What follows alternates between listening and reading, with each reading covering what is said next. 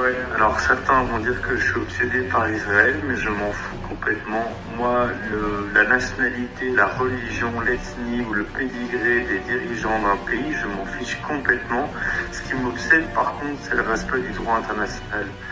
Or, aujourd'hui, on l'apprend par Human Rights Watch, Israël a encore utilisé du phosphore blanc au Liban. C'est quoi le phosphore blanc? C'est un composé que vous rajoutez à vos bombardements qui a pour but de brûler les corps pour des décennies, de brûler des quartiers entiers et de rendre incultivables des dizaines, voire des centaines de kilomètres carrés de champs.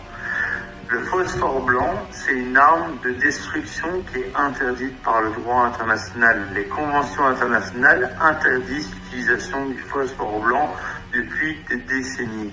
Israël s'en fout complètement. Israël viole une nouvelle fois le droit international. Depuis 2 semaines, 1000 personnes ont été tuées au Liban. 123 enfants ont été massacrés. 23 personnes du monde médical ont été tuées. Des plages ont été bombardées, des hôpitaux ont été bombardés.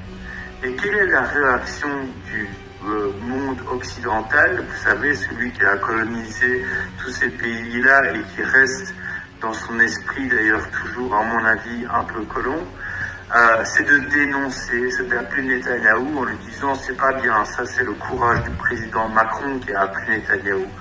En fait, allez juste vous faire voir, on n'en peut plus. Le peuple libanais n'en peut plus, le peuple palestinien, le peuple iranien, le peuple yéménite n'en peuvent plus de vos hypocrisies à 2 balles. La réalité, c'est que Israël viole le droit international quotidiennement. Israël est un État voyou, Israël est un État terroriste et tous ses dirigeants méritent qu'une chose, c'est de finir leur vie en prison.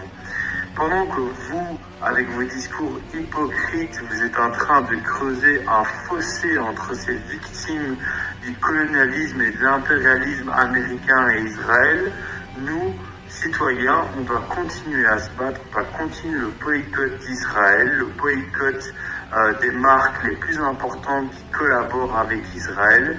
C'est non seulement une nécessité pour tous ces peuples qui sont aujourd'hui bombardés, mais c'est aussi une nécessité pour nous et pour la vision du monde qu'on veut défendre.